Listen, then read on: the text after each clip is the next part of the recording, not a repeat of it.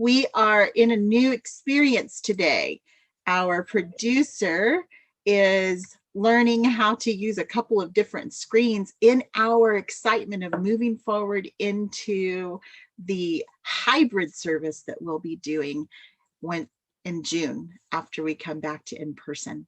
So there's our mission statement on the screen. And with that, let's call upon what is known within our center of being, that very wisdom, as we share together in the mission statement. Inspiring spiritual transformation as a vibrant, diverse, and inclusive community. And with that same inner knowing, let us share our statement of being that will be here on the screen. There is only one presence and one power in my life and in the universe, God the good, omnipotent. Whew, that's a powerful statement. Can't you feel it? And so in today's Sunday morning experience, we want to welcome and thank those who are here connected with us on Zoom, Facebook, or YouTube. Welcome. And we especially want to welcome anybody who's engaged for the first time or the first time in a long time. And so if you've never connected with Unity of Wichita before, please email us or write in the chat that you want to be connected and we'll reach out to you. And so Unity is a worldwide movement and dedicated to the ongoing awareness of the spirit within all of us. And we invite you to consider our teachings, and if they work for you, fit into your life, then we want you to use them on your own spiritual journey. If they don't fit, just let them go. They're tools for you. And so we would like to invite you to be part of a blessing. So we're going to bless one another. Warm up your hands, get them ready. And just imagine connecting with those people that you love. We love you. We bless you. We appreciate you. And we behold the Christ as you. And so it is. Mr. Handy will lead us in a prayer. Good morning, everyone.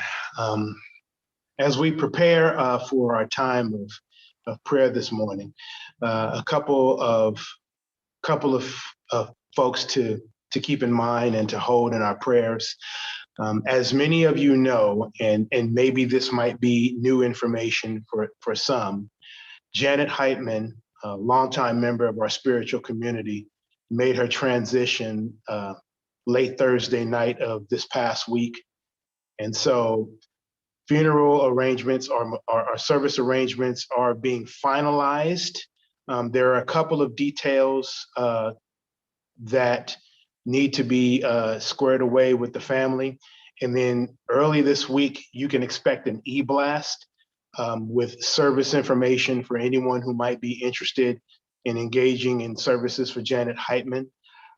Please be sure to keep Dan and her husband and their family in your prayers, knowing well-being and comfort for them, as well as to remember to keep Taslim Mutasid in your prayers, another longtime member of our spiritual community. She's at home recovering from a stay in the hospital and having some health challenges. So we want to keep all of these good folks, as well as everyone in our spiritual community, in our prayers and knowing light for them. So we'll just take this brief moment to open our minds and open our hearts and allow our hearts to sing a song of praise that the divine, universe, God the good, or any of the high and holy names, phrases, or expressions that we placed on the one presence and one power. We know that presence right where we are. We know that God is present where we are. and has a unique expression in, through, and as each and every one of us. Yes, each and every one of us are God's stuff. And in this awareness, we open ourselves to all that is available to us in God. We open ourselves to the divine flow. And we know that there is always a flow of love, wisdom, guidance, beauty, right where we are. And we open ourselves to this flow according to our thoughts. If we ever want to experience more of God, more of love, more of truth, that is only a thought away. That is only an open heart away.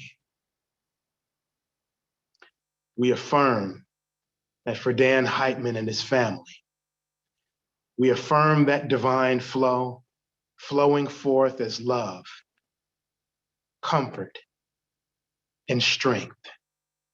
For Taslim, we open to that divine flow as wholeness, love, and well-being.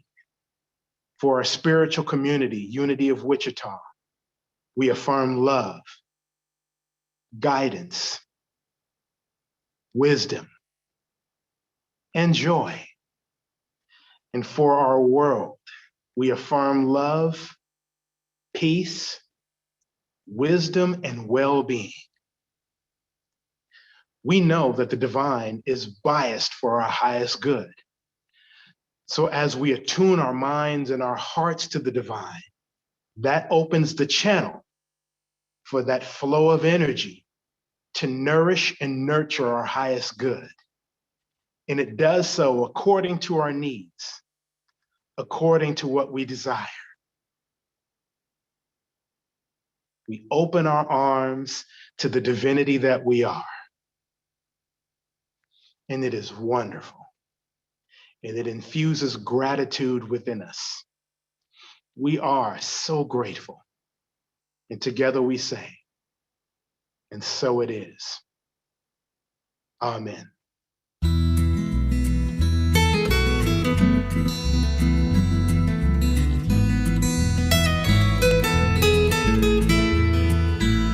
Oh, it's somewhere and it's sometime, an unfamiliar trail, a hope for a destination, a half-lived fairy tale, and I'm on the road,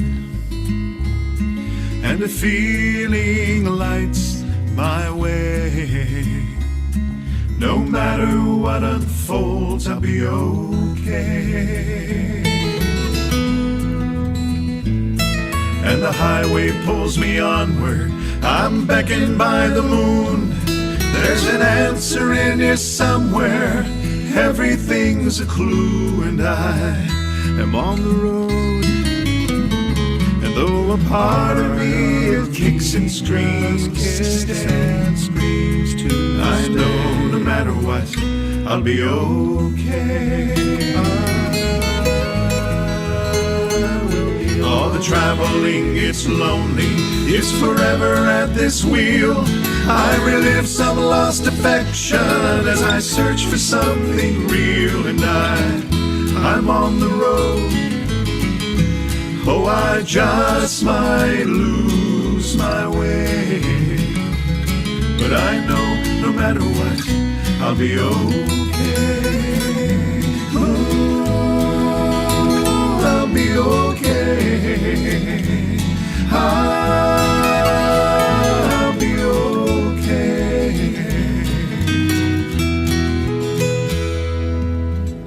Is this the promise of tomorrow? Is this the promise of tomorrow? Is this the future's luring call?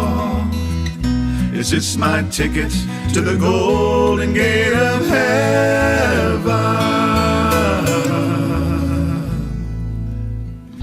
Or just my last hurrah? All the miles move like clockwork, and there's nothing to impede I'm trusting in God's highway. I'm moving at full speed, and I am on the road. And this could be my perfect day, for I know no matter what, I'll be okay.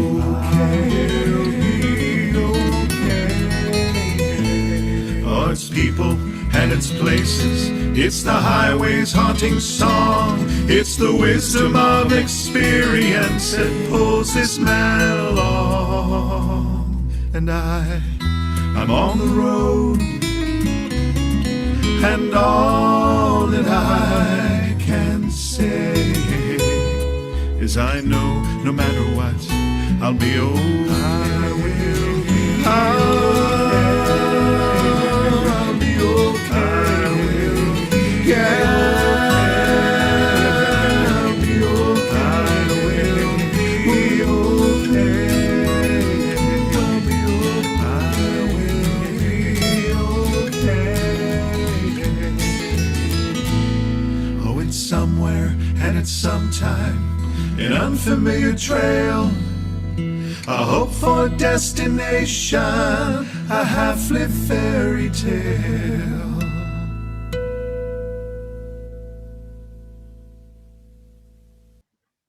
Good morning. I'm going to lead us in our affirmations this morning, followed by the meditation. So please join me in our first affirmation. My intention is to be loving and life-affirming. My intention is to be loving and life-affirming in all that I think, say, and do. In all that I think, say, and do. I give to life through my loving actions, and I am fulfilled. I give life through my loving actions, and I am fulfilled. So as we prepare for our time of meditation, I invite you to close your eyes if you wish. Get comfortable in your chair. Feel all the muscles of your body relaxing. Turn your attention to the breath and really feel your breath. Notice how it feels as you breathe in and out.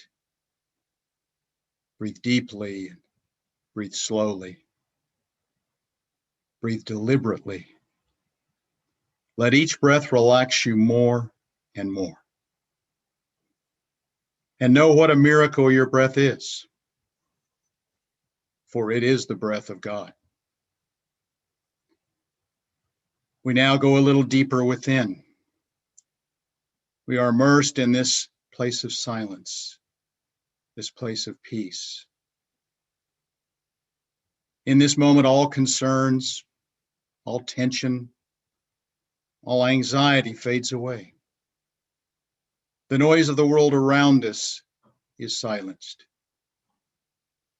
In this quiet place where we retreat for a while, we are one with the one. Breathe into this awareness.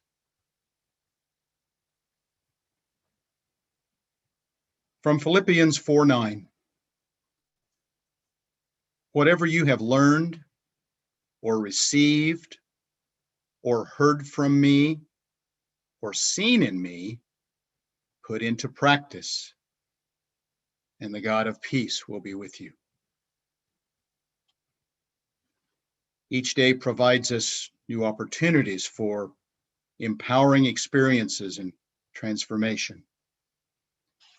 We need not look to any outside source for direction on our spiritual path, for all the answers are close at hand, always available to us. We are the divine in expression every day. We are creating our experience with every thought and feeling. In this quiet place, we are open and receptive to this presence within. Breathe into this awareness. Breathe into the love and peace of God. Be that love and peace of God. Whatever has happened in the past no longer matters. What does matter is the deep intention within our hearts. That inner knowingness that there is nothing anywhere that is against us. There is no experience that has the power to pull us away from the truth we are. There is no person who can pull us away from our greatness. In every moment, we have a choice. And what we choose, we create. How wonderful to be able to choose beyond what we can see. How wonderful to choose beyond the news that overwhelms us. How wonderful to be aware of the presence within, knowing that it is always available to us to guide us and direct us, granting us the power to create the world we want. And let us now spend some time in the silence, knowing that if our intention is clear, the creativity within us becomes manifest for us and those around us in the silence.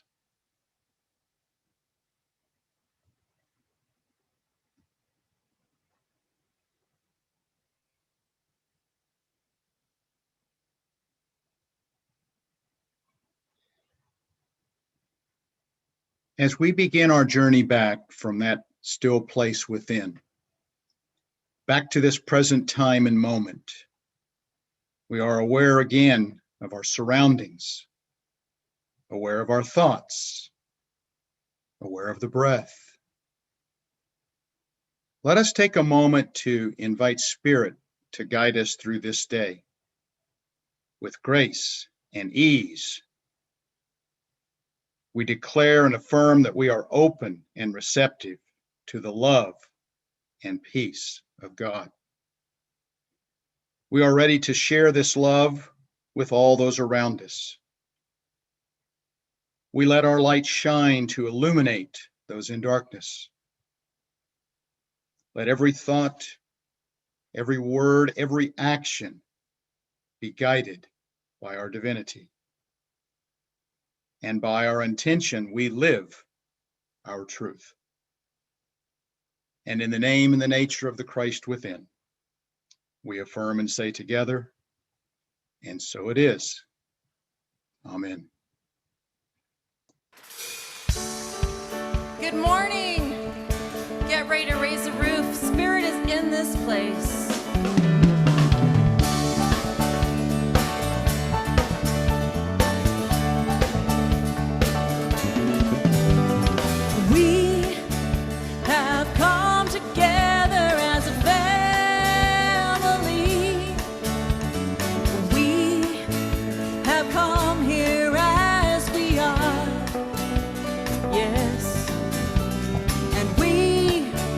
Have come with arms wide.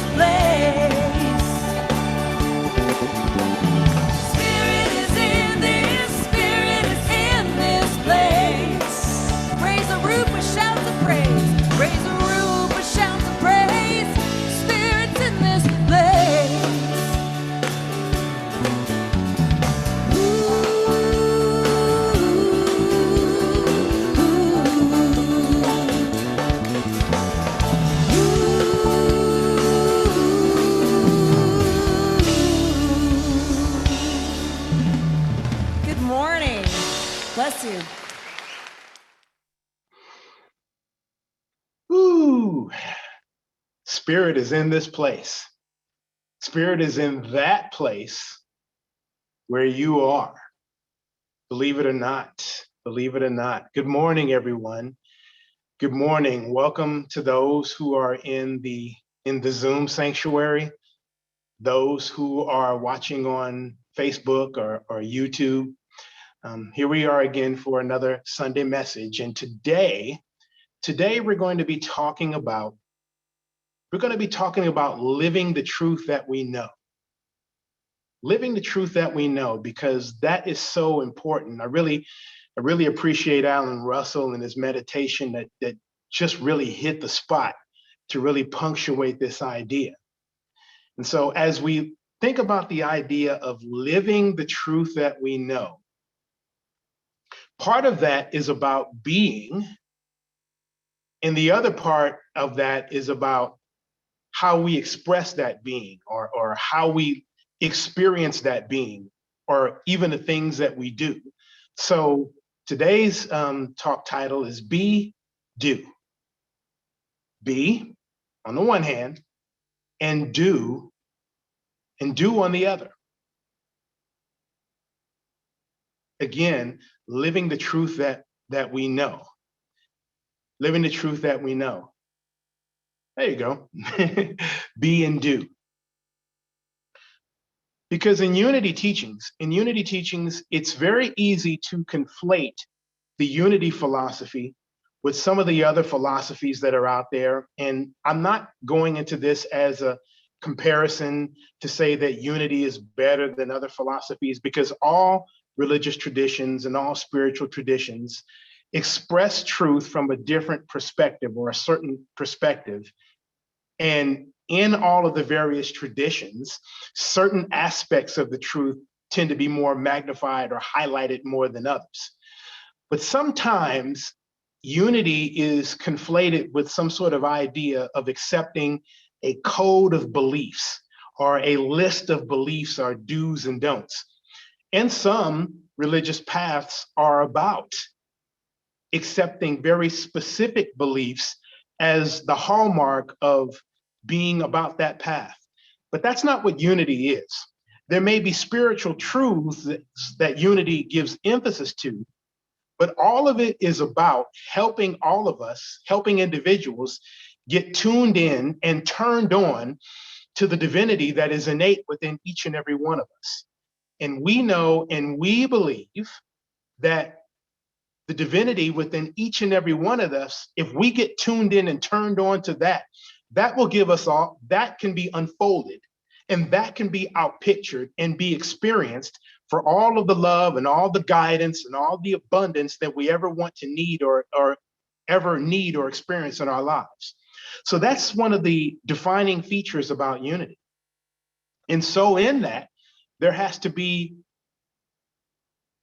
once there's a recognition of that and an awareness of that, then the goal is to become acquainted with the divinity that we are in such a way to where we can experience it.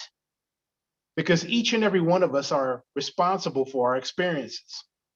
Now, here's another thing that's very interesting, about unity. We have something in unity that we entitle the 5 basic principles. The 5 basic principles of unity teachings. The great daughter of Charles and Myrtle Fillmore, Connie Fillmore, she was once asked during an interview, what is unity? What is unity all about? And so the answer that she gave throughout the various different aspects of our philosophy, she distilled it down to 5 key ideas that define what unity is all about. And she did so succinctly, and it's so well encapsulated that these 5 ideas were taken and are as known as the 5 basic principles of unity. Now, what you see there on the monitor is an adaptation of these 5 principles that we teach our youth and we teach our children. However, I think they're very instructive for us big kids, because they're very simple to understand, very easy to understand, and easy to digest. And so you see them there on the monitor. The first principle is God is all good and active in everything and everywhere. Earlier in the service, we affirmed our statement of being. There is only one presence and one power in my life and in the universe, God the good, omnipotence. A lot of that sentiment is captured in that first principle, that God the good, omnipotence, is the one presence and power in our lives. Although there may be various life forms that live and express on the planet and in the water and in the planet, God is the one life principle of it all. That second principle, number two, I am naturally good because God's divinity is in me and in everyone. God's divinity is in me and in everyone. And as we grow and mature in this awareness of God's divinity in me, we realize that God's divinity is not only in us, it is us. We are God's living enterprise. The third principle, I create my experiences by what I choose to think and what I choose to feel. So the qualitative state of our thoughts and the resonance of our feeling nature determines how we experience the things that we encounter and go through in our lives. Principle number 4, through affirmative prayer and meditation, we connect with that divinity that we are. We connect with the divine. We connect with God. We connect with our true nature. And then that gives us the basis to unfold that into our lives. And the fifth principle, I do and give my best by living the truth that I know. Living the truth that I know. So when I think about these 5 principles, this is kind of the context in which I think about the 5th unity principle in living the truth that we know. The 5th principle entails 2 things.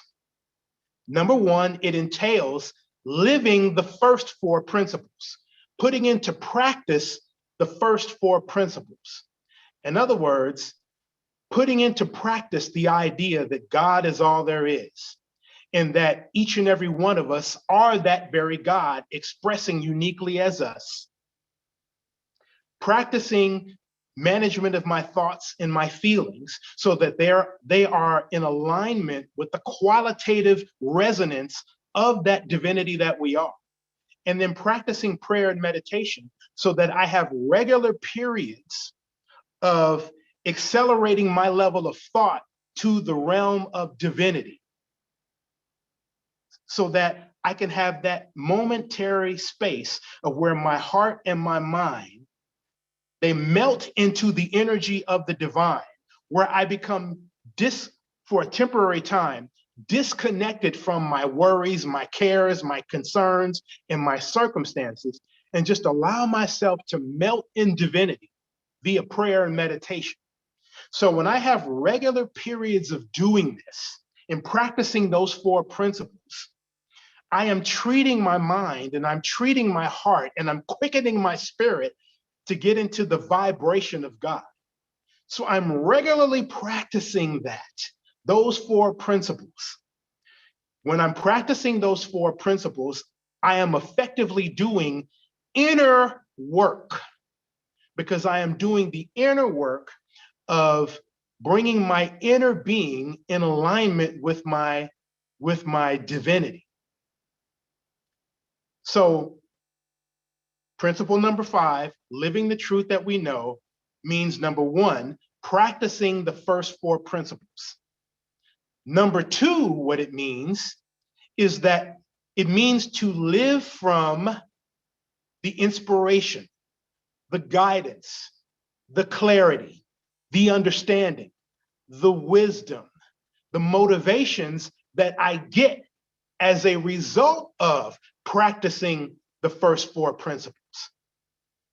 So it means practicing those first 4 principles and living from the inner shifting that those first 4 principles deliver in me. That is living the truth that I know. And as I engage in this practice, as I engage in this, my thoughts become more inspired. I become more optimistic. I become more creative. I become more inspired.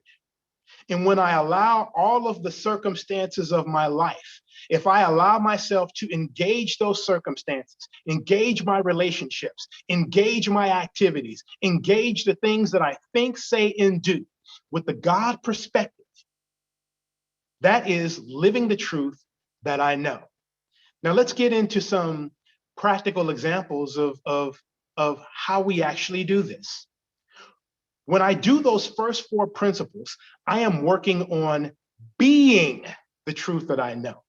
I am working on being love, being beauty, being peace, being understanding, being wisdom. Before I do anything, the first level of action is taking place within me.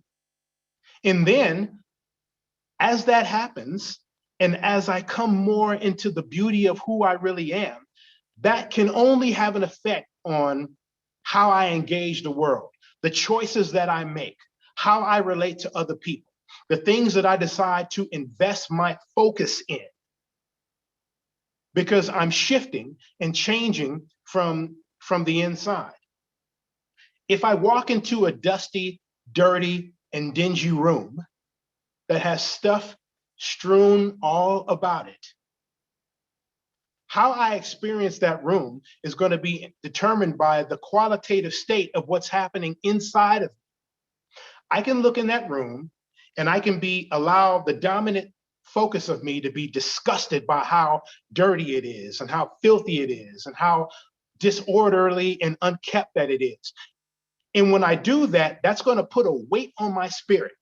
That's going to put a weight on my feeling nature where it's going to make me feel less than good.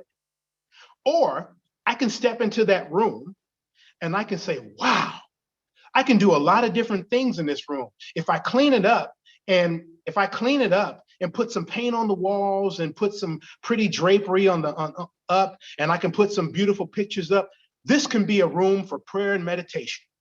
This can be a room where I can come in and I can get away from the world, and I can get away from my cares and concerns, and I can come in here and engage in activities that help me stay reminded of the divinity that I am. What's the difference between the two perspectives? The difference between the two perspectives is the qualitative state of my consciousness. If I'm doing all the inner work entailed by the first 4 principles of knowing that God is all there is, knowing that I am one with God, knowing that prayer and meditation is how I connect with this God, and how I experience God is based upon my thoughts and feelings, if I engage in that consciousness as I walk in this dirty, dingy room, then I'm looking at it from the standpoint of possibilities. And so the absolute of what can happen with this room is the possibilities that I see, not the dirty state of the room that weighs me down. That's an example of living the truth that I know. If I'm knowing and affirming a consciousness of health and well-being, and I know and affirm that I am already God's well-being, even while I sit on the couch, as I get inspired by that vibration, and as that vibration brings about supportive thoughts that build my consciousness, then I can be inspired to watch what I'm eating, or I can be inspired to engage in exercise, or I can be inspired to join OptiLife and engage in a spiritual community, or in a community that is dedicated to well-being and wholeness and health. In other words, the point is, once I am inspired with the idea of God's well-being, then it opens me up to different actions I can take and different things that I can do to promote that sense of well-being. But before I even take action one, I already know that I am God's well-being, even if I'm overweight. I know that I am God's well-being, even as I'm about to engage in a bowl of ice cream. Because if I affirm that as my reality, and I allow my consciousness to build and grow as that reality, then eventually I will make choices that are consistent with that well-being. I'll make choices that are consistent with magnifying that sense of well-being in my life. All of us were taught, as another example, from an early age, that when someone does something good for us or good in our behalf, that we say thank you. Now, most of us, out of habit, when someone does something nice for us, we say thank you. I can have one level of consciousness about it where I do it simply mechanically because it's been drilled into me that that's a social grace. Or I can adopt a consciousness of gratitude through knowing that God is all there is, through knowing that I am the divine expressing as me, through knowing that prayer and meditation is how I connect with this divinity, and knowing that my thoughts and feelings is how I experience it. That can infuse a sense of gratitude. So now when someone does something nice for me and I say thank you, I'm already feeling gratitude. So now when I say thank you, it is a real expression of gratitude that conveys a real energy that the person that I'm directing that gratitude or that thank you towards can feel that energy. I can look them in the eye and I can smile at them and I can just really be infused with this sense of gratitude and say to them, thank you. Thank you, Eleanor, for what you did for me that was so wonderful. And so now it's not just mouthing words. Eleanor, and I love you, Eleanor, so I'm going to pick on you. Eleanor can feel that gratitude. And when she feels it, now there is a soul to soul, spirit to spirit, sacred affair connection, other than just a mere social grace. This is living the truth that we know. Living the truth that we know is about experiencing spiritual truth, experiencing principle, experiencing spiritual law in a way that is useful, helpful, beneficial. The first shifting of that experiencing happens inner, that's the be, and then how I choose to express it, that's the do. And we want to keep that be and that do in balance. If we put too much focus on be or too much focus on what happens inner, then we can be, as a lot of people, sometimes people say about spiritual people that they can be really out there. And in the traditional Christian world, they have a label for this where they say that a person can be so heavenly minded that they're no earthly good. So I'm limiting my effectiveness in terms of expressing. And if I put more focus on do rather than be, then it might be very interesting. It might be very easy for me I might want to work my body out because I want a beach body rather than working out because I want to experience more of God's wholeness and well-being. So there's kind of a difference between the two. And so living the truth that we know, sometimes it might cause us to make changes in the outer. As I get more clear about who I am, and I get more clear about how I want to unfold the truth that I am, I might decide to change jobs. I might decide to get a whole new wardrobe. I might decide to move to a different place in the world and live there. I might decide to change relationships, all depending upon how I am moved internally, how I am guided internally. Those first four principles open up the channels of the divine flow so that I can be guided.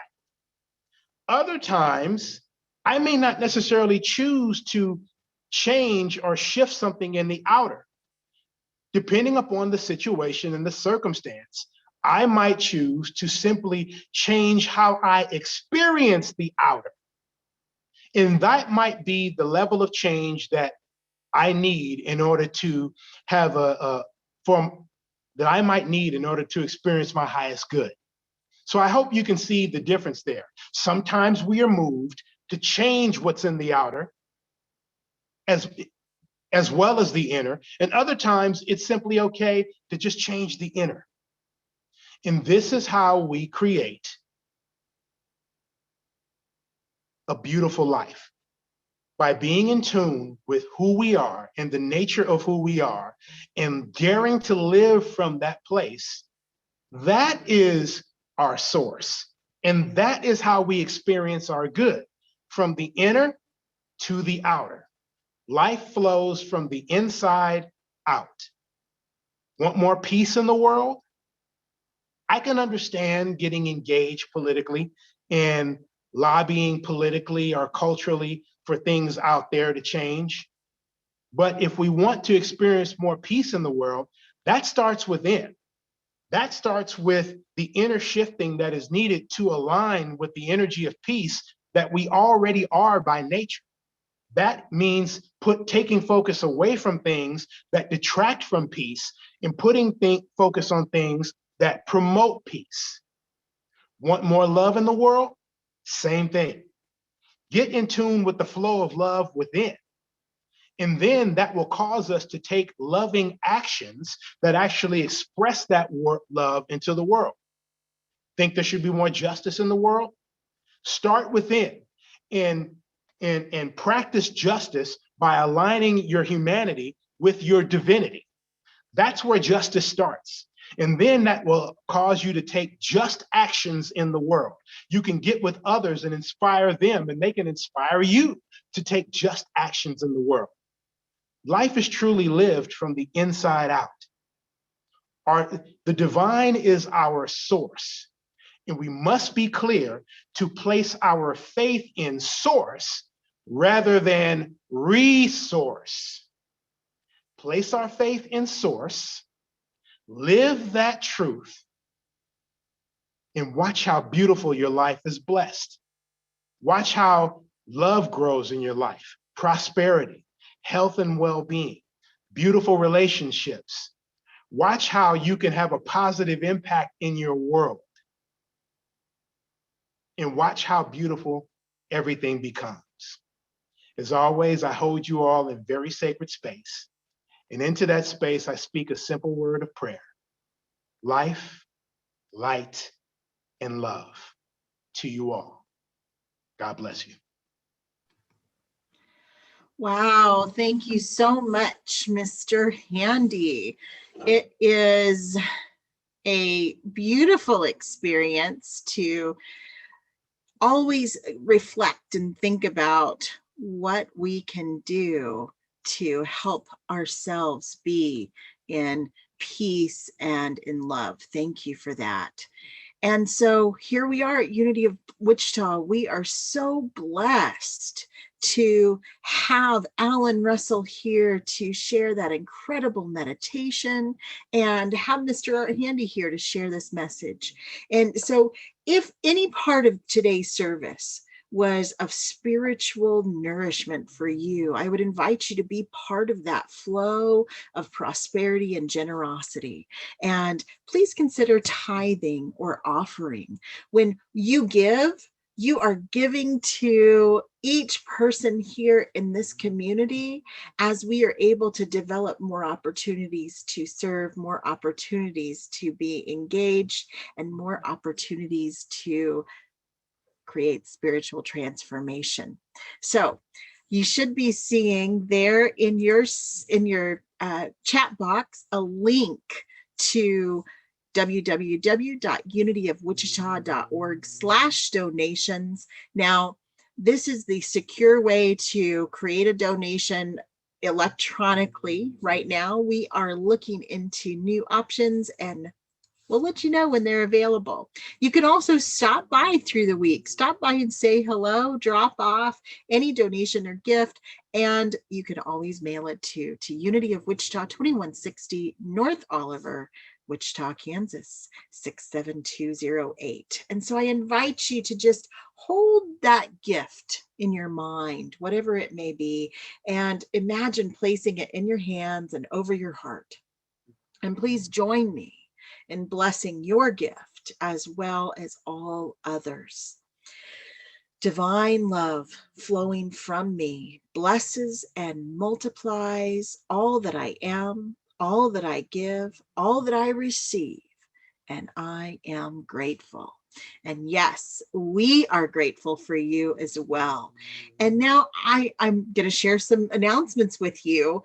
First of all, we have gotten a great start to the Spirit Groups program for the Refresh project. So if you guys remember, we have some work to do at the church building, the facility. And so we are canceling the Thursday evening group and moving it to Monday mornings from 10 a.m. to noon, and then Thursdays from 1 to 3 p.m. So if you are available to come and help, we want you to come and get your hands dirty and be part of the visioning process for our return to hybrid service. So that's face-to-face and live streamed starting hopefully June 6th. We should be in alignment to do that.